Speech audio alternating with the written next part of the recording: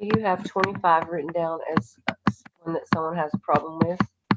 Yeah, I'm going to go over 25. Can we add 23? I don't know why.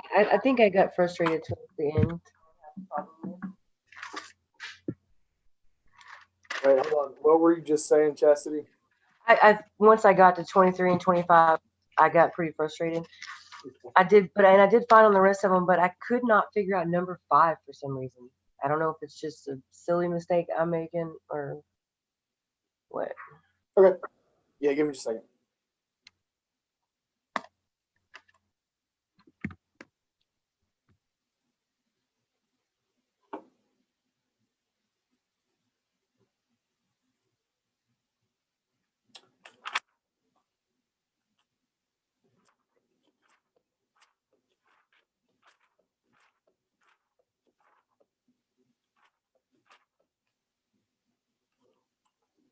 Let's go for 5 first.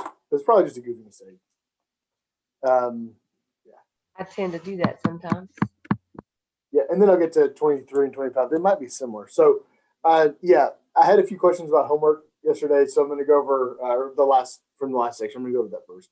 4.1 won't take long. I actually kind of rant about what I think is probably the most important thing you can learn this semester today, if we've got enough time. So let's look at number 5. So number 5, this is a good, just kind of basic example for this test. So x squared minus 5x plus 4 greater than 0, right? So the question asks, it tells you to graph it and find the solution set. That's really how I taught this. I taught it by graphing. And then for this one, we're going to look to see where are we greater than 0. So where are we above 0, right? Mm-hmm. So if I want to graph this, I can pop it in my calculator. Find really what matters are the x and the y intercepts, right?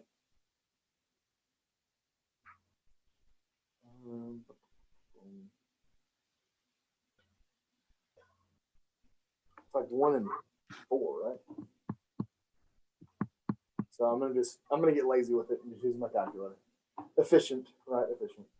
So x squared minus 5x plus 4. I graph that. Oh, I gotta zoom out.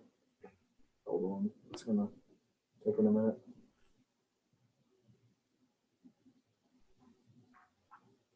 Maybe not. Hold on. Zoom standard.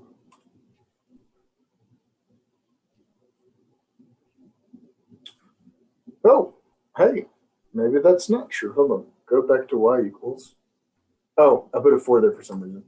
So x squared minus 5x plus 4. So now let's graph it. This should be more like it. There we go.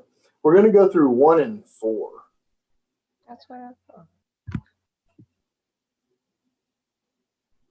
So it's going to look something like this all the way down, all the way up. Remember, with these, it really doesn't matter how perfect it looks per se.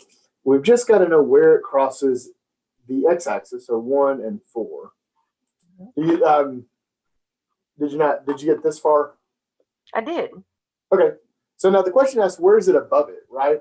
Well, it's above this x-axis to the left. Oh, let's use my full plethora of colors here. To the left of 1 and to the right of 4, right? In between here, it's below the x-axis.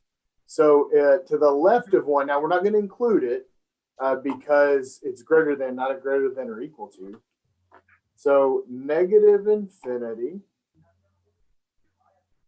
to positive 1. Now we're going to use a parentheses because it's not an equal to.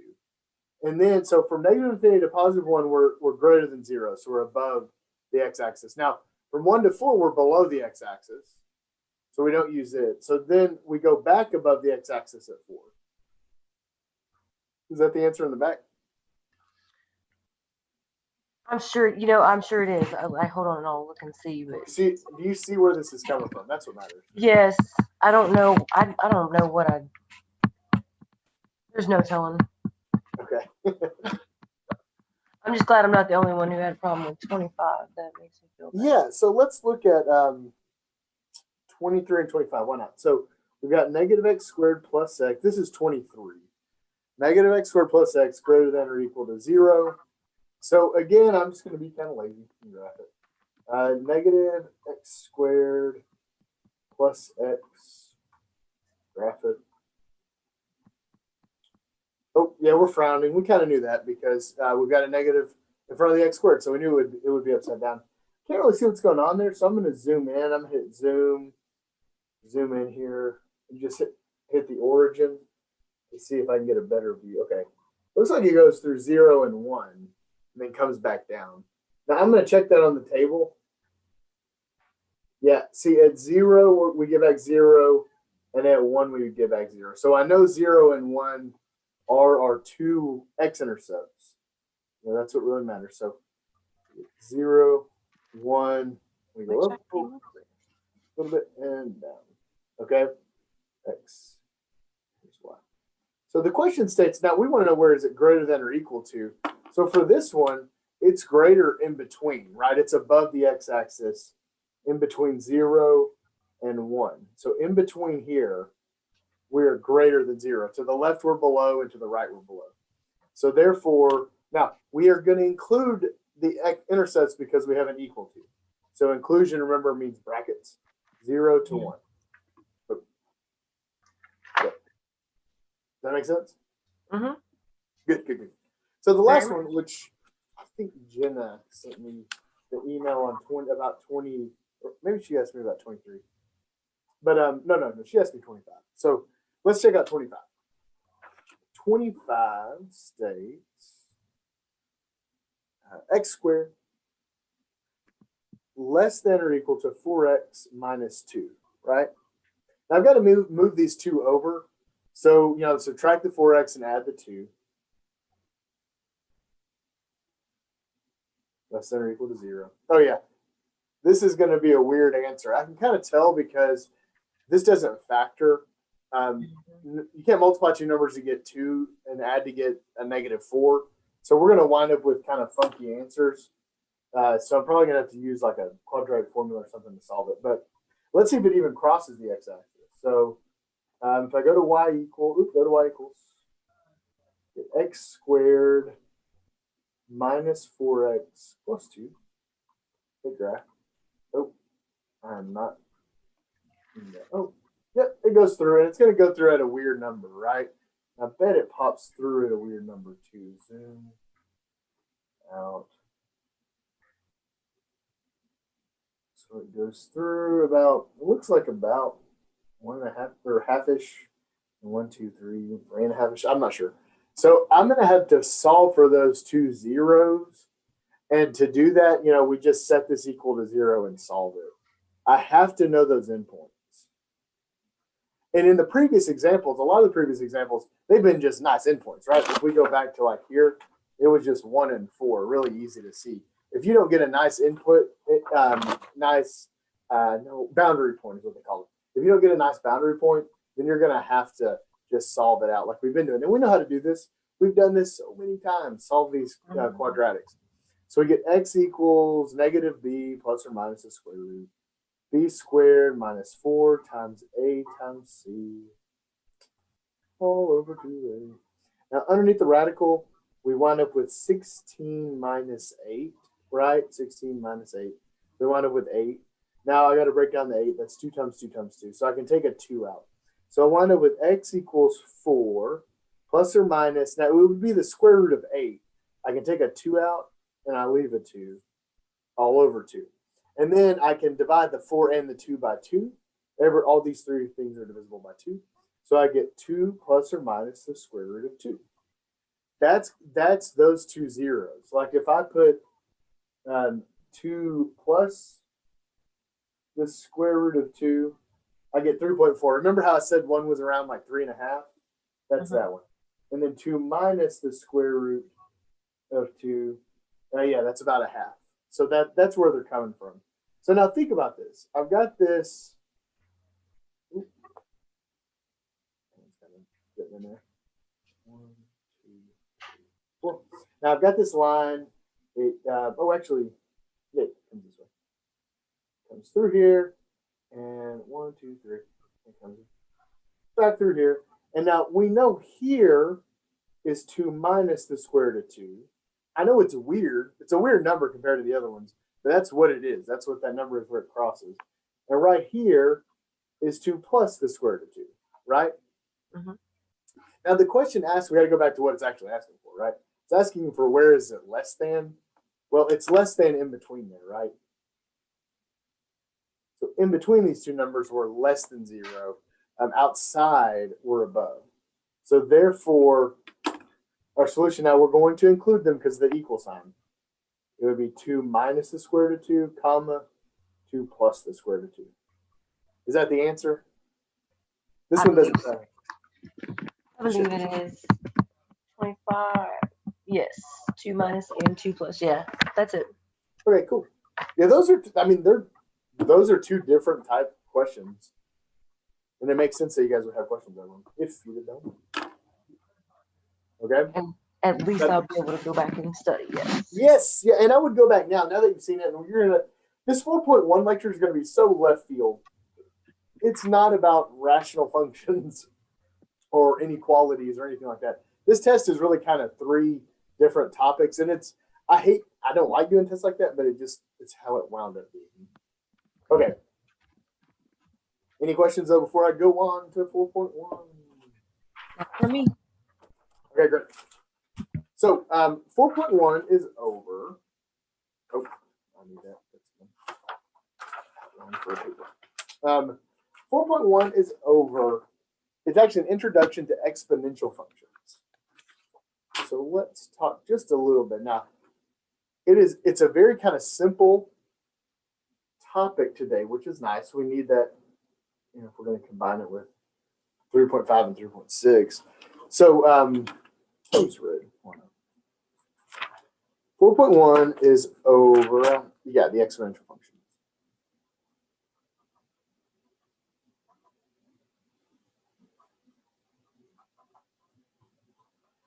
And before we can really talk about exponential functions, we have to define what one is. And the way they're defined is f of x equals b to the x power. Now, hopefully you've seen this before. Remember, f of x is just y, right? But b is considered our base. And what's different is our domain value, our x, is in the exponent, right?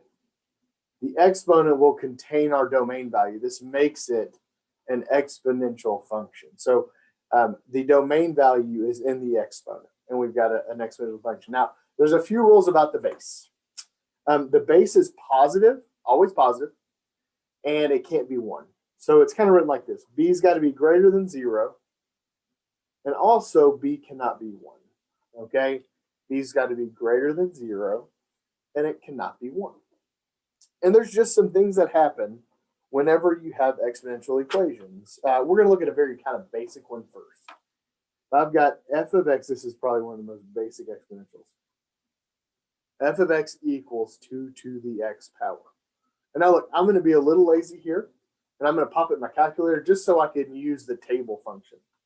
So if I go to y equals, and I put in, clear this out, 2. Now, if I want to put the exponent in, I have to hit that little caret button right there. Right there above the division symbol. 2, and I'm going to put my x value in the exponent. Okay, 2 to the x. I'm going to graph it.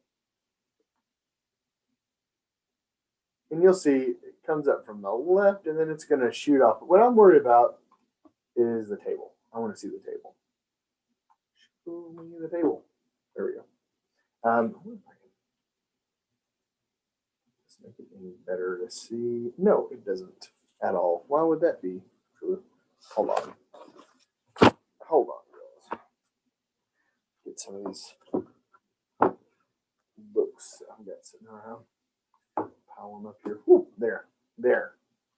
That makes it a little easier to see. So now we've got this table with the exponential, and I want to kind of show you where it's coming from. So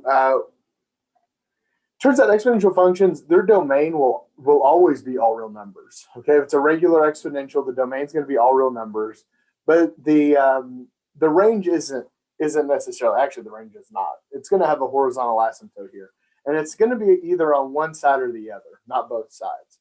And we'll see that here. So let's just find a few points. Let's say we've got our x value and our y value. And I go, let's say from like -10, -5, -1. And now I'm going to go slower, say 0, 1, 2, and 3. Okay? If I put -10 in here, I get 10 to the -2 power. I wonder if it even gives me a number. No, it doesn't. It gives me this nice scientific number, 9.765625 raised to the negative 10 times, times 10 to the -4 power. What that number actually means is 0.00977. Okay, 977. Yeah. So if you don't understand scientific notation, that number is just 9.76 times 10 to the -4th power, which winds up being 0.0000977.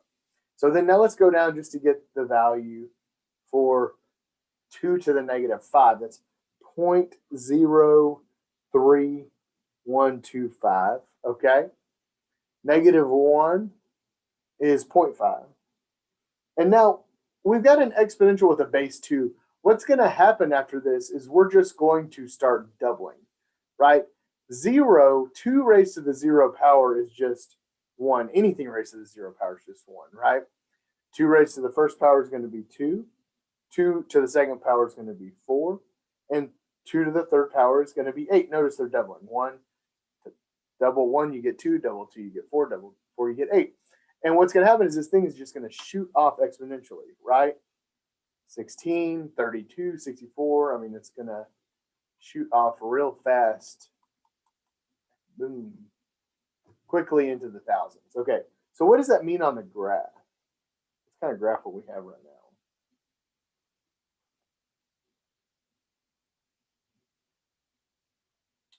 So we got, let's go about fives here.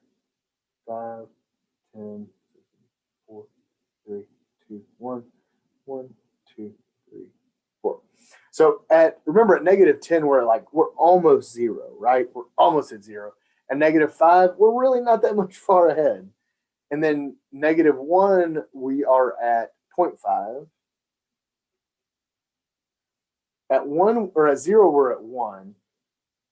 At 1, we're at 2, and then we're going to start doubling. So at 2, we're at 4.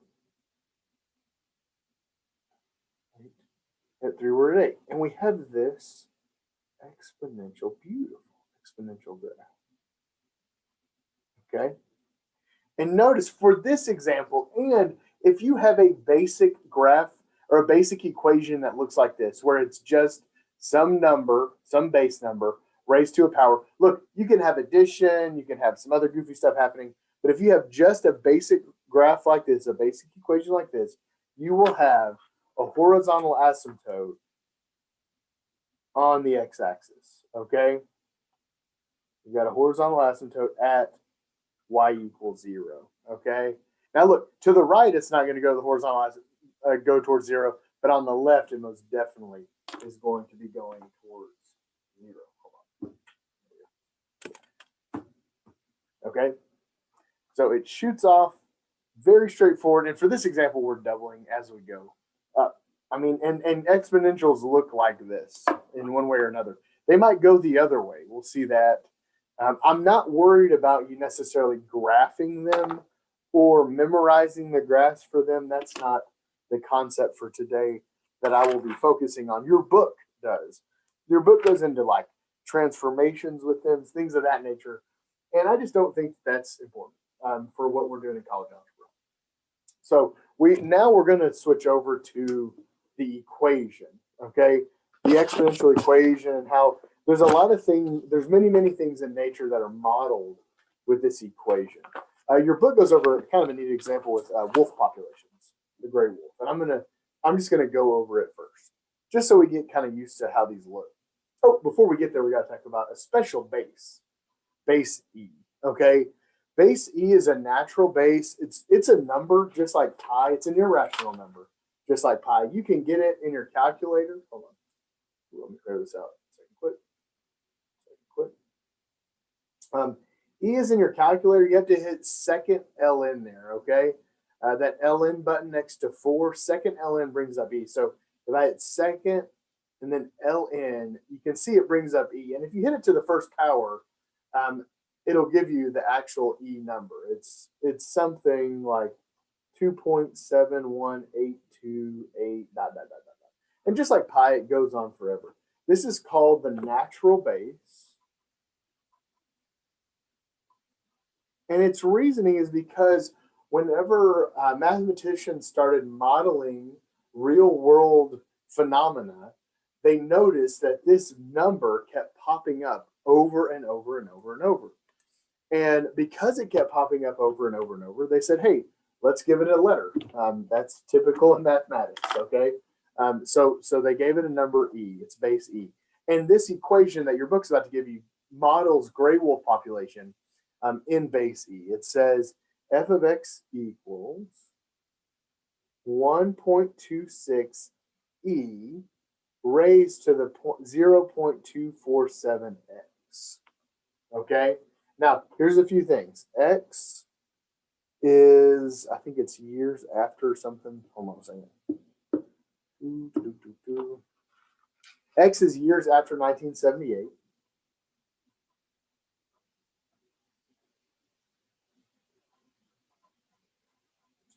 And f of x is this gray wolf population in the Rockies. I'm just going to say gray wolf population.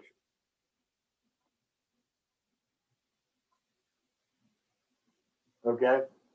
And we're just going to get comfortable with one of these equations. So let's say we had,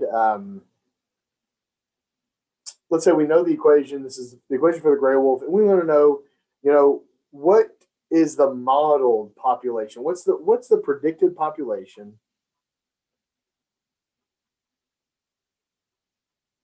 Predicted population. We're going to do 2006 first. I know that's an old one, but it's because they have the actual number here in the book. So what's the predicted population in 2006? Well, if X is years after 1978, 2006 would be modeled by, 2006 minus 1978, 28, right? 28 years. Okay, so X equals 28 because 2006 is 28 years after 1978. So I'm going to plug 28 in. E to the 0.247 times 28. Okay, so I'm going to put that in my calculator. So clear this out. I'm going to do 1.26. And 1.26 is just, it's a coefficient. Okay, so really our exponential is right here. The base is E.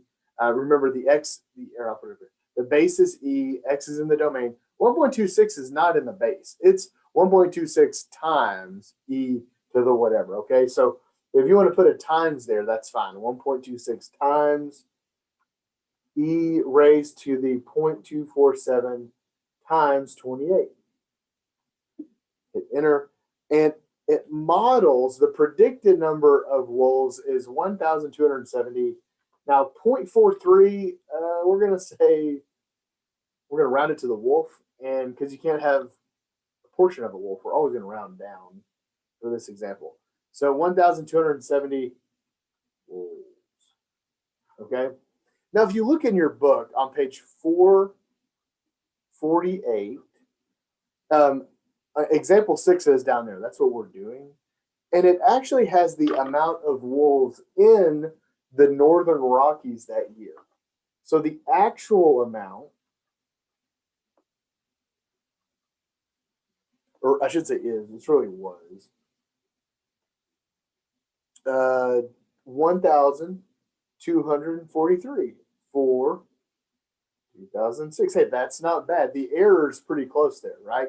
1270, that's only like what, 30, actually less than 30, 27. I mean, we're only off by like 27 wolves. So that's a pretty good estimator for the number of wolves in the the Northern Rockies. Kind of neat, okay? So let's do another. Let's say, what if we wanted instead of 2006, let's do 2020. It's probably shot off from. I bet this equation doesn't work anymore, honestly, because I bet we're going to get a huge number. But let's see. So what about?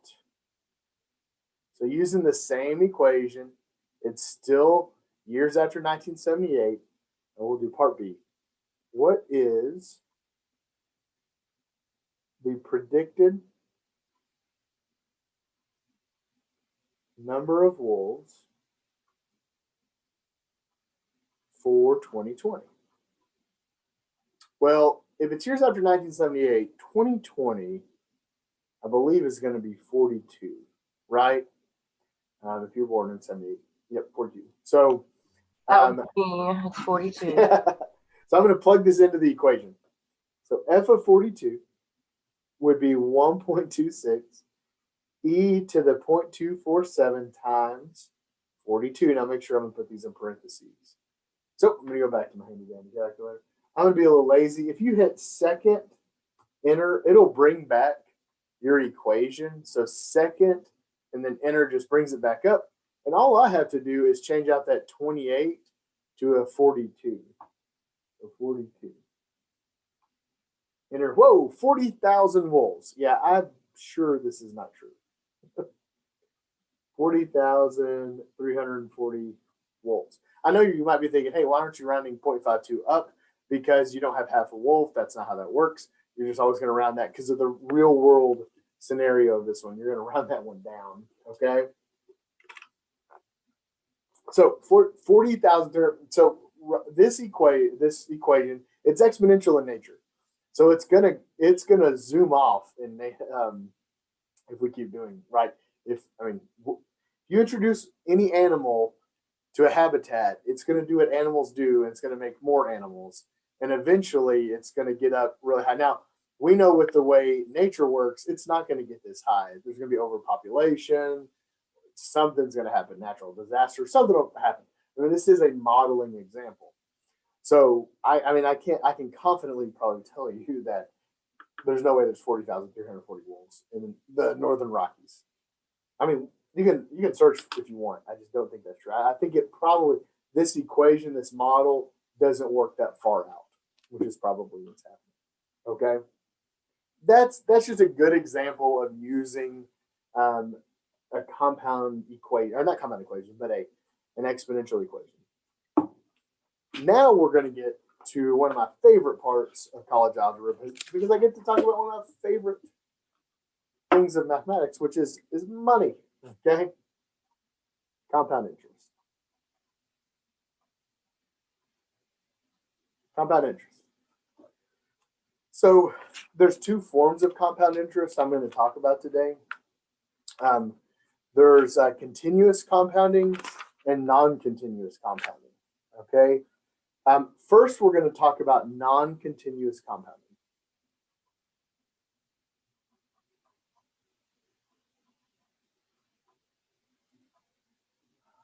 Non-continuous compounding. I'm going to lay out the equation. Now, look, you don't have to memorize this equation. You're going to be able to use your book and stuff for the homework and for the test. So we have to know how to use it. Okay. So it looks like this. A equals, this is on page 450 if you want to see the equation. A equals P times 1 plus R over N raised to the N times T. Okay, so let's draw out what these mean. So A is your amount after compounding.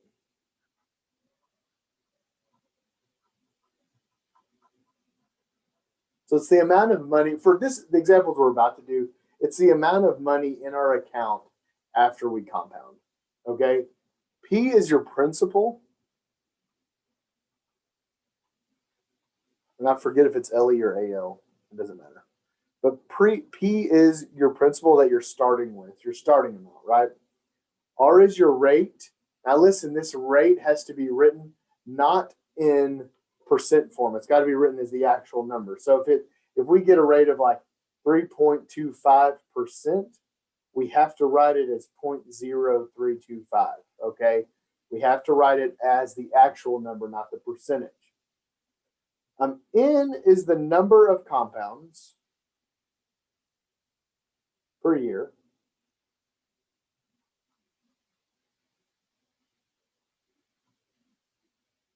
And then T is the number of years. Okay, T is the number of years. So I am going to get on some investing website here. Well, not investing. Let's do like a let's find the CD rate right now. So a CD, forget what CD stands for, but certificate of deposit. That's what it means. And what a CD does is if you put your money into a CD, the bank will give you a percent, and you have to leave it in a certain amount of time. So let's look at the CD rates today. So CD rates, I just Googled it. Best CD rates for October 2020. Let's do that. That way, if you're watching this video like 5 years later, hopefully you'll be laughing because they're pretty bad right now. Let's look at a longer CD rate. Oh, no. Oh, no. Not gonna. Let's say 10-year CD rate. Let's do 5-year. 5-year CD rates. 5-year CD rates today. Oh, I've got some random place here. And it's telling me that it's 1.35 is the best one that it's saying for a 5-year CD rate. So now let's say we inherited some money from some lost uncle who lives somewhere else. We never knew him, but he gave us some cash in his will. And he gave us, let's say, $4,000.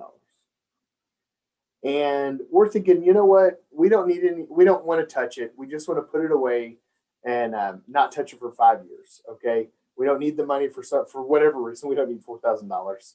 Is a non-true statement. But let's say we wanted to save it. We know in 5 years we're going to be getting done with our degree. We'd like to have that money to maybe, we have to move. Maybe it can help us with moving. Maybe it can help us towards the down payment on a house. Something, whatever. So we know in 5 years we want to use it. So I'm going to say T is 5 years.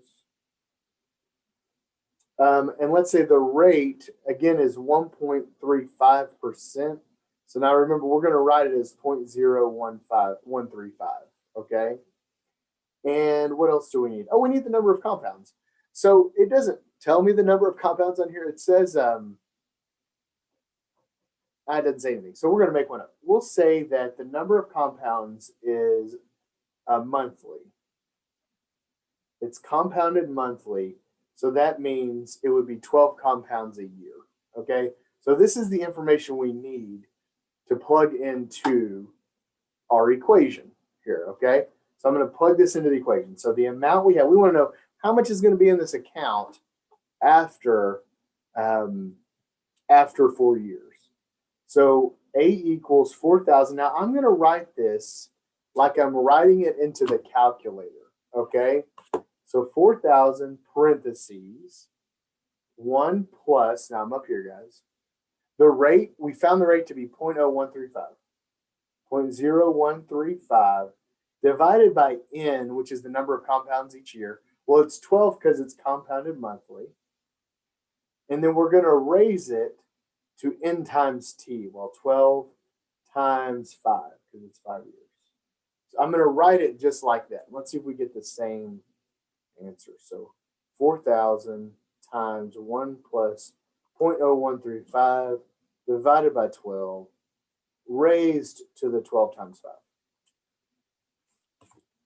I get back. Now, let's round to the penny.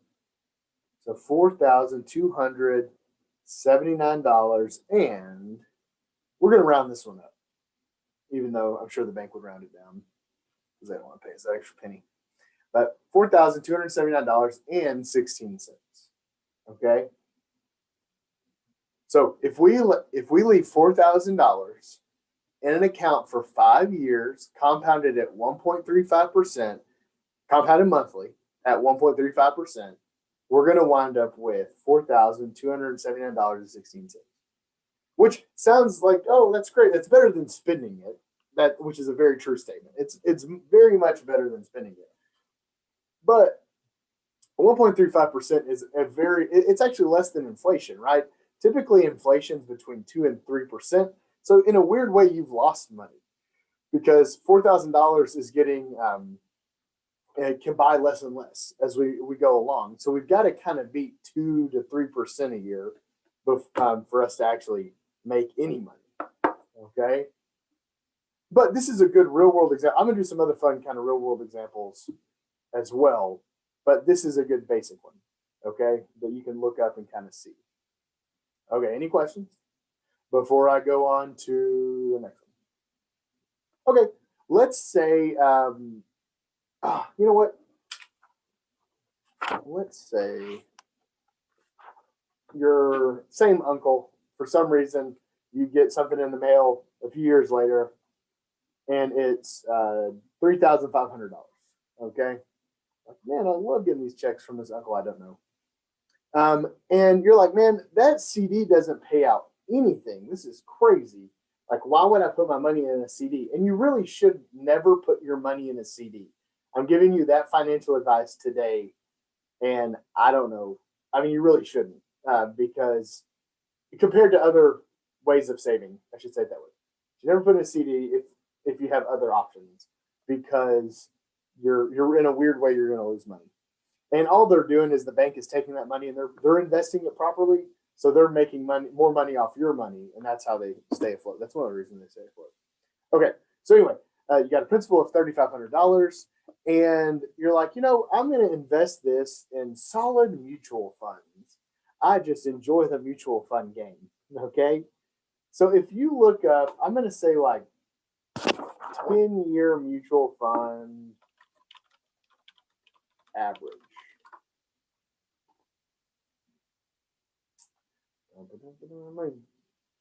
What is the average? Okay, there's a question on a website called The Balance. It's probably sketchy, but it says, what can I expect? What is the average mutual fund return? This is just me Googling. And it says 2019 mutual funds in 7 broad categories average 13%. Now that's a lot. Okay. Oh, here we go. In over 10 years, it looks like, I'm going to choose a number. Let's say 8%. There's some that went really high. There's some that went really low. Actually, it has a mean here, 7.2%. 7.12%. That's the average, the mean return over the last 10 years. Or maybe it's like what they're expecting over the next 10 years. I'm not sure. But let's say it's over the last 10 years. So if you invest in mutual funds over the last 10 years, you can expect, I think it's actually more than this, but let's just use this as an example. You can get back 7.12%. Now, you've got $3,500, 7.12%. Now, this is the part I'm making up, okay? In the real world, mutual funds are ran off of the stock market, so it's not that they're compounded so many times a week or a day or whatever. It is just naturally fluctuating up and down. But over 10 years, you can expect 7% gained a year. Okay, so the next part I'm going to make up. Let's say we compound, we did monthly, let's do quarterly. So this is going to be 4. Quarterly means we compound 4 times a year, right? And then we're going to have to leave this in 10 years so we can get that good interest rate, okay? And let's see how much we have after 10 years. So A equals 3,500. Now I'm going back to that equation that's on page 450 times 1 plus, I got to write this as 0.0712 divided by 4 raised to the 4 times 10, so raised to 40. I'm going to pop that in my calculator.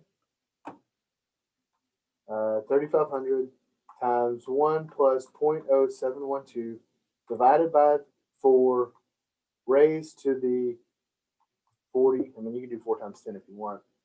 $7,088.69. So $7,088.69. That's pretty cool, right? I mean, you more than doubled it, right?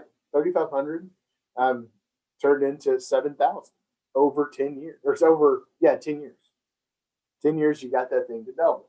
which is great. I mean, whatever your goals are, that's fine. But that's kind of a neat way to do it. It's a neat way to think of it. Okay, neat way to think. So now, actually let me go over one other type of compounding. I was going to get the climax of this lecture that I like going over, and it proves a really good point for long term. So that's non-continuous compounding on page 350. Continuous compounding is a little different. It looks like this: A equals P e to the RT. Now E, that's exactly what you think it is. That is the E from before, the natural base. P, R, and T are the same as before: principal, rate, and then T is number of years. Okay. Now, just like these are all theoretical examples, but you're never going to find a bank that compounds anything continuous. But I want you to see this because later on, if you wind up going into another class, another business cal or calculus class, you'll see that there's a lot more about exponentials and exponential equations in those types of classes. So this is just a good introduction to them. Okay. And we're going to go over, the next test is going to be over like solving and things of that nature with exponentials. So just an introduction. So let's say we go to the gas station. We buy a scratch off, which you should never do, and we scratch it off, and we win $500. And we're like, you know what we're gonna do with this $500? We're gonna invest it, because that's exactly what people do when they win money on a scratch off ticket. Okay, you're gonna think, hey, I'm gonna invest this $500. And you go to some finance guy, and he says, you know what? We're doing this special thing now that doesn't exist, where we compound your money continuously. So I can give you a rate, but I'm going to compound it continuously, and I can give you a rate of, let's say, 4.75%. But you have to keep it in the bank for 7 years. And you're like, you know what? I'll take that. Why not? I'll see what happens over these 7 years. So I pop it into the formula because I want to know how much I'm going to get back after 7 years. So 500 e raised to the 0.0475 times 7, right? Calculator. 500 e raised to the 0.0475 times 7. Oh, you're going to get back almost $700, right? So really, you're going to make about $200. So the amount in the account is going to be $697.22. Pretty cool. Okay. Questions about this? So that's continuous, and you don't have to memorize the formula. But you have to know how to use it. And then so non-continuous is here, guys. So continuous, non-continuous, and it's going to pop up on the test like that. Like I'm going to say, oh, you've got this amount that you need to invest over a certain amount of time. We're going to compound it this way, and you have to know, oh, that means it's non-continuous because it's compounded daily or quarterly or monthly. Or it's going to say compounded continuously. So that means we have to use this equation if it's compounded continuously. Okay? Okay, so now I'm about to go on my rant. And this is called you can find me in 20 years or 30 years. Hopefully I'm still alive.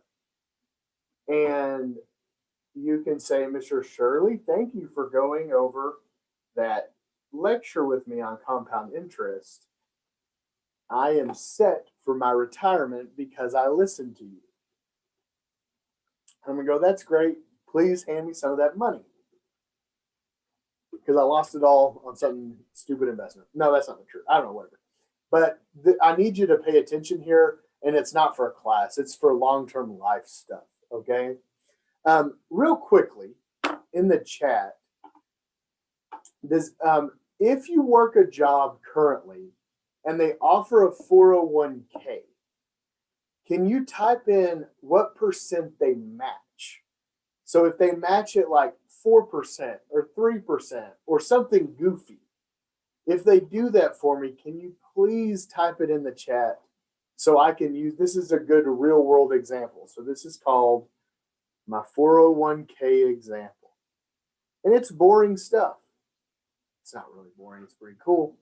But it's stuff that will change your entire future. Because listen, unless you go into like teaching, there's probably some like skilled labor union stuff too.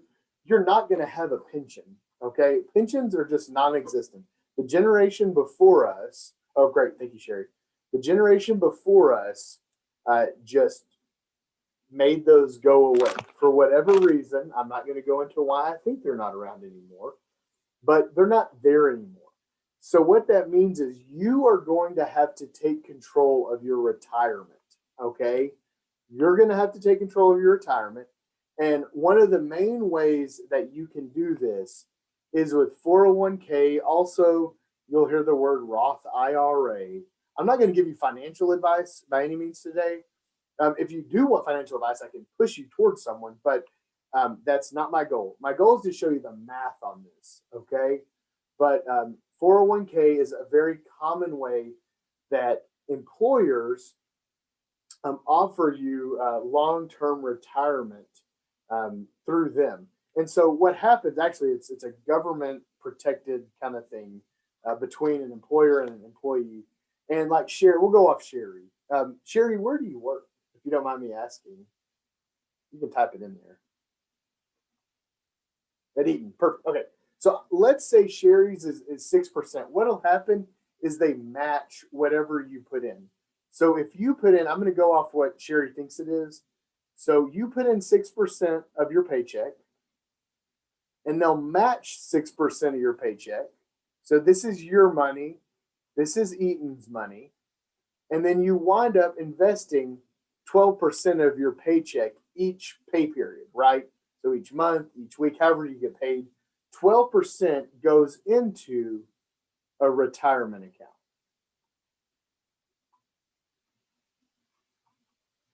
And I'm telling you, Sherry, that's a really good number, right? A lot of times, if you guys work at like, say, the weekly part doesn't matter. The percent part is what matters.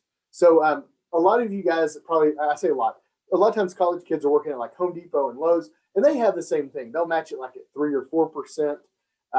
The college does a really great match program. It's like I put in 6%, they give me 10%. Like I'm going to be working poor, but I'm going to be retirement rich, okay? That means I can afford things not just off the value menu at McDonald's. I'm looking forward to it, okay?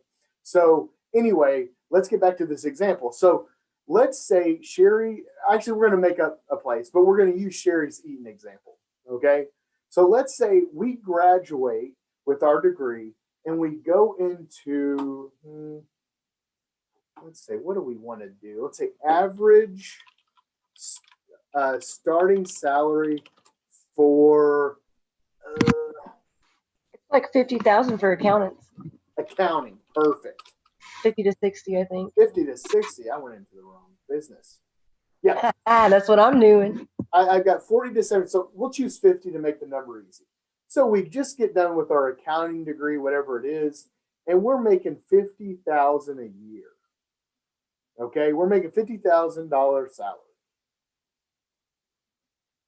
Sounds great. Okay, $50,000 salary. Now think about this. We're going to think of it as for the whole year. Okay, so for this first year, you're plotting along, and each paycheck, 6% from your paycheck goes to the account plus another 6% that they match.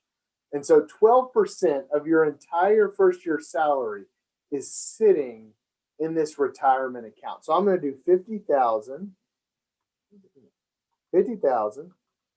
times 0.12. So $6,000. I have, after 1 year, if I don't make any money off of it, would you make money as you go? This is a little bit of a theoretical example, okay? But the numbers aren't far off. So after 1 year, if I didn't make any money off of it, if I just took 12% of this 50,000, I would have $60,000. We're going to consider that our principal. Okay. I've got $6,000 in my account, in my retirement account. Now, let's say you're more of a traditional student for this theoretical example. You guys are all across the board. I know I've got high school kids in here. I have non-traditional students in here. So we're all across the board on our ages, which is great. I love having classes like that. But I've got to make up a number in here. So let's say you're more of a traditional student. You graduate, you're like 25, and you're like, you know what? I'm 25. I'm not going to retire for a long time, right? So if I'm 25, this $6,000 is going to sit in this account. Actually, let's do T. I know I'm doing this backwards, but it's because I wrote it kind of backwards. This number of years that it's in this account, you're 25. Let's say you want to retire. Let's say at 60, right? So that would be what, 35? So 35 years. This $6,000 is going to sit in this account for 35 years. Now look. The next year you're going to make another $6,000, right? Because you're going to have that job, hopefully. But you might make a little more. You might get a raise, right? So 12% more from the next year's salary is going to go in. It just might not sit for 35 years. It's going to sit for 34 years, right? So, I mean, it kind of goes like that. But we're only looking at the first year's amount that's in this retirement account. This thing is going to cook for a while, right? 35 years. This thing's going to sit there. You're not going to touch it, okay? Because if you touch it, this ruins everything, and you don't get to be retirement rich, okay? You've got to let it cook for a while. So now this is the theoretical part of the example. I'm going to say that this thing compounds, I don't know. We've done what? Let's say bi-monthly. Now bi-monthly would mean twice a month, so that means 24. Okay, it's gonna compound 24 times a year. Now what that means is we've got the non-continuous formula, right? P 1 plus R over N times N to the T. Now I've got to make up a rate, and I'm going to tell you, if you go to the right guy and you trust somebody else with your money, and there's a level of trust there. But with decent mutual funds over 35 years, you can expect to get like between 8 to 12%. It's not crazy. I'm going to do on the lower end. I'm going to say 9%. Okay. And that's if it's invested correctly. You're going to hear some people say you can get like 15 or 16. I don't think you can do it over 35 years, but that's just me. So let's pop this into the calculator and let's see what we get after 35 years. Remember, this is an exponential equation. 35 years of sitting there. A equals 6,000 times 1 plus 0.09 divided by 24 raised to the 24 times 35. So I'm going to pop it in my calculator. And hopefully you're looking at a number and you're like, that can't be right. It's right. 24 times 35. I got 139,000. You guys get that? 139, 193. Give me like a thumbs up if you got it. Okay, good. 0.90. Look, that is from your first year of working. Okay. Now it had to cook for a while. Okay. If you're like me, I'm not going to have money in my account for 35 years probably. Well, not where I could really probably draw 9 or 10% or whatever. But if you're 25, you can easily have this in 35, 45 years. Okay. So think about that. I mean, your $6,000, you turn into 139 grand. And it's not crazy. This is not, I'm not like trying to sell you something. It just takes a little bit of willpower to not touch it. Because if you do a 401k account, if you do take the money out before a certain age, whatever your retirement age is, if you take it out before then, you pay a huge penalty on it. Okay. And there's a lot of rules. Whenever you start working your first job, ask them about their 401k policy. Now, a Roth IRA is a little different. That's not really employer based, I believe. I think that's more, I don't know. Just if you want to email me and ask me like who do I need to talk to, I will give you a person to talk to about this. But I'm not saying I'm an expert, but I am an expert on numbers. And this is just basic numbers, and it's time, and it's just like a diet. It's really easy to do on paper, but it's really hard to do in real life, right? It's really easy to put down on paper, and it takes willpower to do in real life. It takes the willpower to put back the 6% and not touch it. It takes willpower to not touch it for 35 years and to let it just cook for 35 years. There's a willpower involved in that, okay? And it's just part of the routine at some point, okay? Now, look, I'm going to say, hey, you know what? There's a lot of advanced science stuff that's going on, and you think that you just want to retire at 70. Now, remember, you're 65. I mean, you're 25. So 70 minus 12. So that means you're going to cook this thing instead of 35 years. Let's let this thing cook for 45 years. So I'm going to use the same equation, but it's just going to sit in there 10 more years, and I'm not going to touch it. So same equation.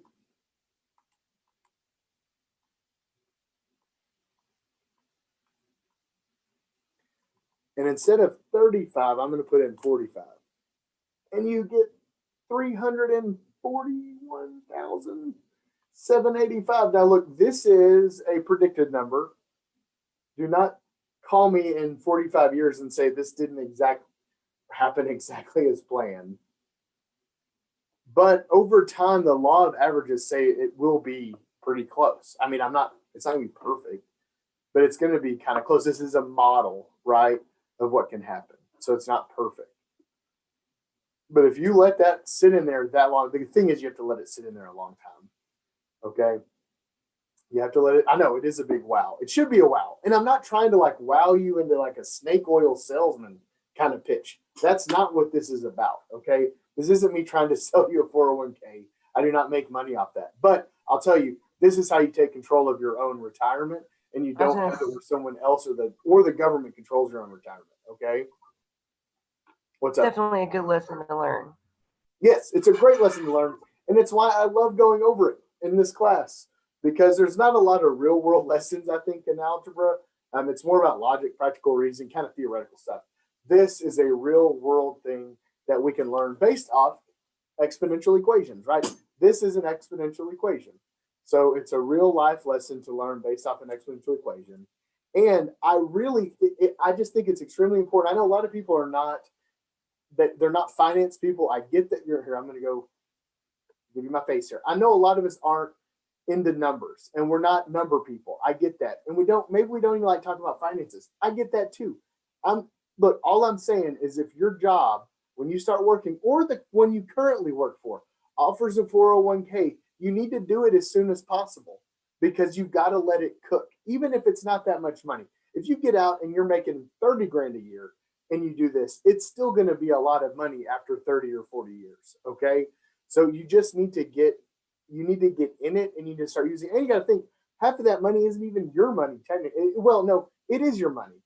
Because even though your job is giving you that match, that's, if you don't use it, it's not your money, right? So you've got to use it for it to be your money. So get on top of that as soon as you can. And again, I've had students email me, gosh, I've been doing this for a decade now. I've had students email me 3 or 4 years later and say, hey, I remember that lecture you told me about investing. What exactly was it? And I just kind of briefly go over it again with them, because this is something that's kind of close to my heart, because I have family members that did not invest for their future when it comes to retirement, and it puts you in a really hard bind to have to rely on others when really, if you would have done some proper planning, you wouldn't have to rely on other people for that. And not that I'm saying that's right or wrong. I'm not trying to put it that way. I'm not trying to go in that direction. It's just the ones I particularly had to deal with could have definitely done this and not had to rely on others, but they chose not to. Okay, so it's kind of a selfish thing for them, and I just don't want you to go down that same path, or to have not known about it. Right? I think a lot of times we just don't know what's out there, and this is more about exposing you guys to kind of different real things that are going to happen in your life. Okay. And I'm telling you, if you want to be a teacher's different. Teachers have like a retirement pension. My wife is in one. It is confusing it's confusing. But if you don't have a pension, this is how you can control your finances and control your long-term retirement. That Roth IRAs, mutual funds, all that fun stuff. Okay. And mutual funds are actually what you invest in your 401k. Okay. So a mutual fund is just an investment. It's like a stock that you invest in. Okay. So look, I'm going to pause. I know we've got 15 minutes, but I also know that a lot of people, especially guys that are like 17, 18, 20, 30, 40, 50, I get it. If you have a question about anything when it comes to this topic, there are no stupid questions. I promise. There are no stupid questions. Please let me know. I'm going to pause it right here. Actually, you know what? I'll turn off YouTube if you feel like it's a really dumb question. So I'm going to be done with the live stream. Let me give the homework.